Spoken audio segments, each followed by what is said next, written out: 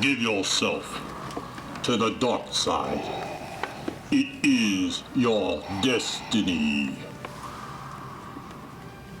I'm Mark Fordham, a resident of Provo, Utah, and I play Darth Vader. Like most people, I became a fan of Star Wars the minute I saw the film.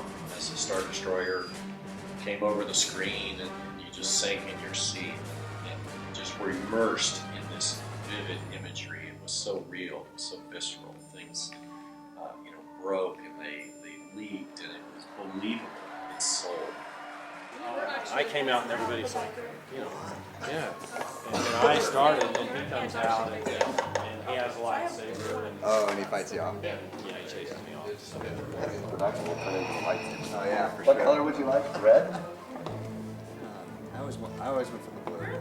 I think the orchestra members, because I practiced conducting with them last night, and I'm just a guy, but it never fails when I'm in costume and I get up there, the smiles, and some of them can't even play, because they're so caught up in the moment. It's cool.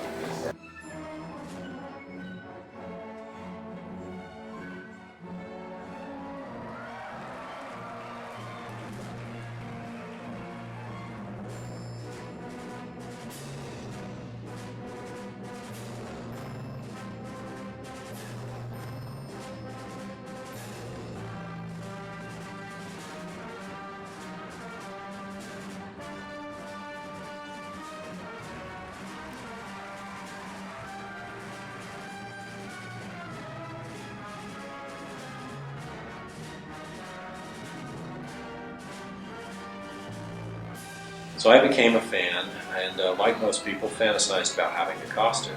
Back then, nobody really made any. So I was on the police department, I was on the SWAT team, and there was a upcoming Halloween party. I decided I was going to just try to make a little Darth Vader.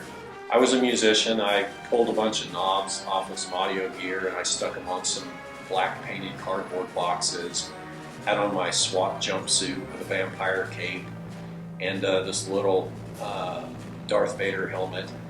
And as horrible as it was, and I'm so glad no pictures survived of it, at the party, people loved it. They wanted their picture taken with me. And I was amazed at the power that even a poor presentation of the costume had.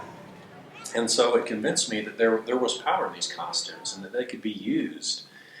So I decided that I was going to make a legitimate Darth Vader costume and try and see what I could do with it. My first thought was to do school appearances and appeal to kids as the penitent Vader, encouraging them not to choose the quick and easy path the way I did and to listen to their mentors and masters. So that's kind of how I got on the path.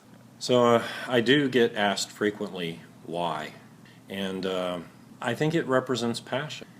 Two of my greatest passions. One, Star Wars. It's a great story, timeless story, spans generations. The other is service and being able to actually have an impact and make a difference. And I can make much more of a difference by utilizing Star Wars than I can without it.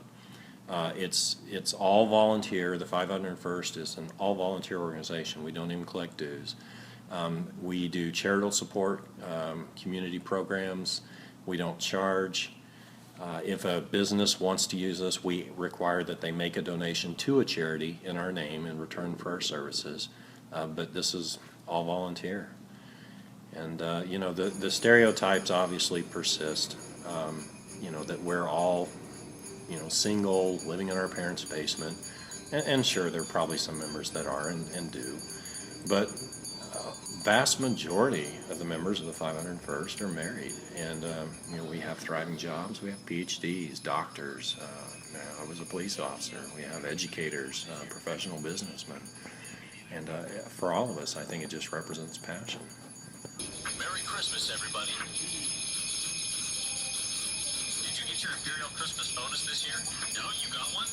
Yeah, gotta talk to Lord Vader about that. Most of the TK units got one.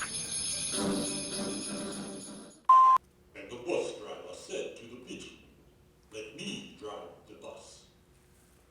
1, ha ha ha ha ha.